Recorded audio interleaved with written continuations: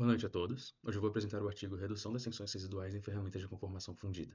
O foco dele é analisar um problema muito comum em ferramentas de grande porte, como matrizes de extrusão, que são usadas para conformação a quente. O grande problema que o artigo aborda são as tensões residuais. Essas ferramentas são geralmente feitas de aço-ferramenta, como H13, e passam por tratamentos térmicos complexos, principalmente a têmpera, para atingir a dureza necessária. No entanto, durante esse tratamento, as diferentes partes da peça, superfície e núcleo, resfriam em velocidades diferentes. Esse resfriamento desigual gera altos níveis de tensões internas, as chamadas tensões residuais. Quando a ferramenta entra em operação, essas tensões residuais se somam às tensões do trabalho, tanto mecânicas quanto térmicas, levando a falhas prematuras, como trincas e distorções, diminuindo drasticamente a vida útil da ferramenta. O objetivo principal desse trabalho foi usar a simulação computacional através do método de elementos finitos para analisar dois pontos. Primeiro, entender como e onde essas tensões residuais se formam durante o processo de têmpera convencional, e segundo, simular alternativas ao processo de têmpera, como resfriamento interrompido, para verificar se é possível reduzir essas tensões sem prejudicar as propriedades mecânicas da ferramenta. Para fazer isso, os autores utilizaram um software de simulação chamado MagmaSoft, que é específico para processos de conformação e tratamento térmico. Eles criaram um modelo virtual de um bloco retangular, que simula a geometria complexa e as diferentes espessuras de uma matriz de conformação real. O material usado no modelo foi o aço ferramenta H13, inserindo todas as suas propriedades térmicas, mecânicas e de transformação de fase no software. Por meio do software, é possível modelar geometrias 3D abstraídas da ferramenta, projetadas considerando somente os parâmetros principais, e otimizá-las com um método simples de distribuição de material. A forma e a disposição das nervuras giradas apresentam diferenças distintas, em comparação com as nervuras cruzadas ou hexagonais, conhecidas até o momento na ferramenta de conformação.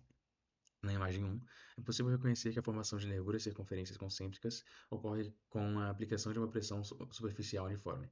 A seção transversal mostra a estrutura das nervuras em forma de parábolas. Na análise mecânica com o software Abacus, os modelos de ferramentas com estruturas das nervuras otimizadas apresentaram uma deflexão mais uniforme, em comparação com a formação de nervuras convencionais. Os picos das tensões de carga também são bem menores. As estruturas das nervuras otimizadas apresentam uma maior fragilidade contra as tensões térmicas residuais.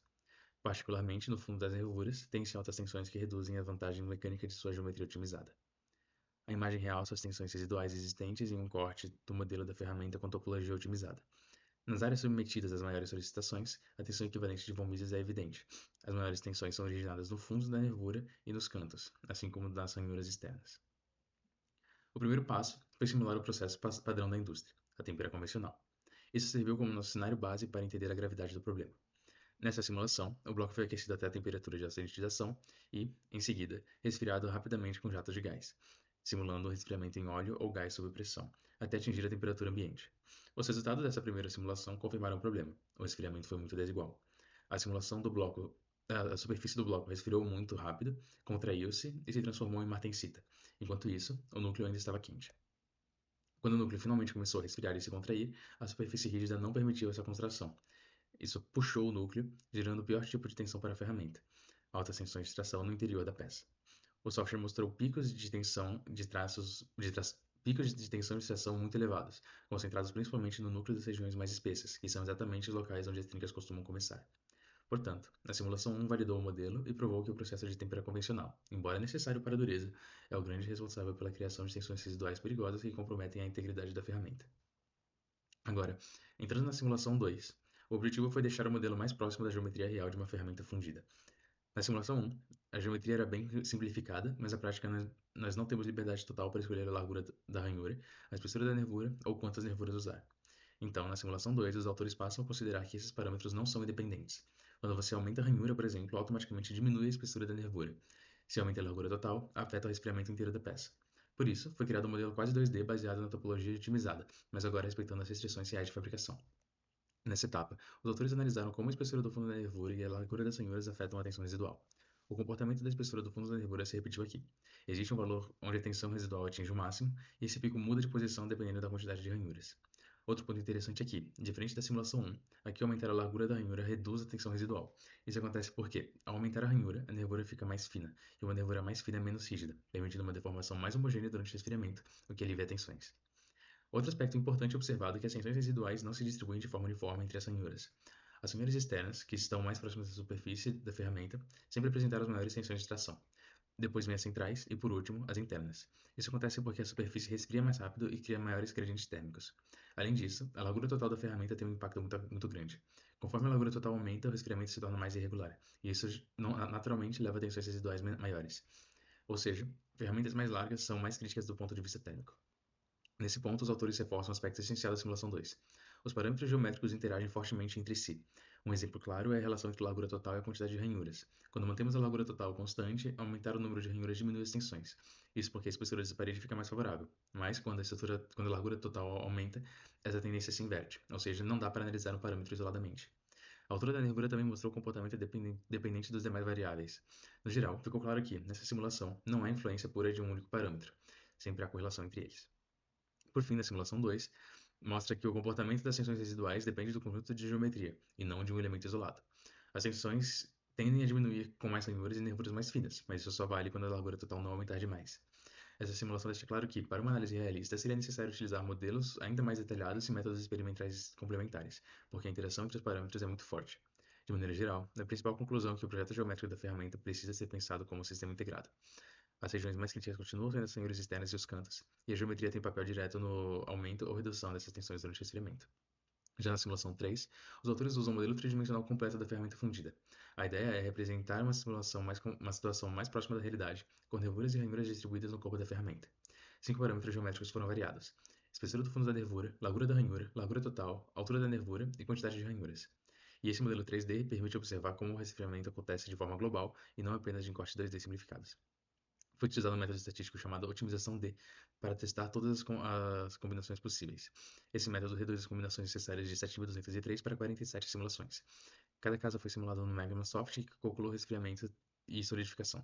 Depois foram definidos 7 pontos virtuais para a medição do fundo das ranhuras externas, onde as tensões residuais são mais críticas. Os resultados mostram que as maiores tensões surgem do fundo das nervuras externas e nos cantos das ranhuras, que concentram grandes gradientes térmicos durante o resfriamento. Também foi observado que parâmetros como largura total e altura da nervura tendem a aumentar as tensões residuais.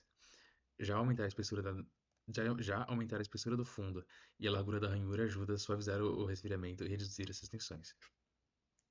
A largura total da ferramenta foi o parâmetro que exerceu a maior influência sobre as tensões do fundo da nervura. Grandes larguras de ferramenta provocam resultados elevados no cálculo das tensões. Alturas reduzidas, tanto das nervuras como das ferramentas, resultam em tensões residuais mais favoráveis e baixas.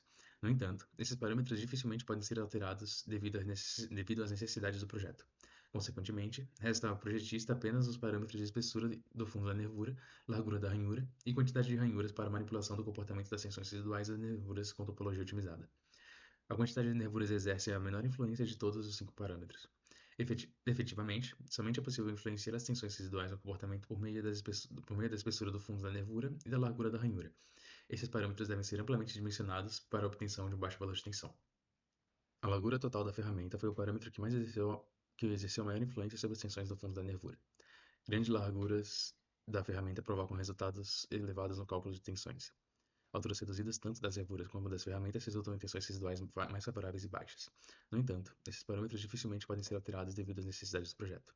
Consequentemente, resta ao projetista apenas os parâmetros de espessura do fundo da nervura, largura da ranhura e quantidade de ranhuras para a manipulação do comportamento das tensões residuais nas nervuras com topologia otimizada. A quantidade de ranhuras exerce a menor influência de todos os 5 parâmetros. Efetivamente, somente é possível influenciar as tensões residuais no comportamento por meio das espessuras do fundo da nervura e da largura da ranhura. Esses parâmetros devem ser amplamente dimensionados para a obtenção de um valor baixo de tensão. A ocorrência das tensões residuais ainda não foi completamente esclarecida, particularmente no caso de fundidos com geometria complexa. Por esse motivo, a determinação de diretrizes de projetos inequívoca se torna difícil. A espessura no fundo da nervura e a largura da ranhura são os parâmetros que permitem a maior margem de ação para o projetista. O engrossamento do fundo da nervura e o aumento da largura das ranhuras com o objetivo de se alcançar tensões residuais menores. A respeito da quantidade de ranhuras das ferramentas com topologia otimizada, não é possível dar recomendações. Isso porque a sua influência nos estudos realizados mostrou-se pequena. A largura da ferramenta, a altura da ferramenta e a altura da nervura devem ser reduzidas ao máximo possível, enquanto outras restrições, como por exemplo as condições periféricas da máquina, não impedem essas medidas. A análise estatística mostrou claramente quais fatores mais influenciam as tensões residuais. A largura total da ferramenta é o fator mais crítico, mas normalmente não pode ser alterado porque depende da peça a ser produzida. As tensões mais elevadas ocorreram no fundo das nervuras da nervura das ranhuras externas. Isso coincide com a evolução da tensão dos modelos de ferramentas com topologia otimizada, que foi descrita inicialmente, que podem ser aliviadas com ajustes geométricos ou controle de resfriamento local. Muito obrigado.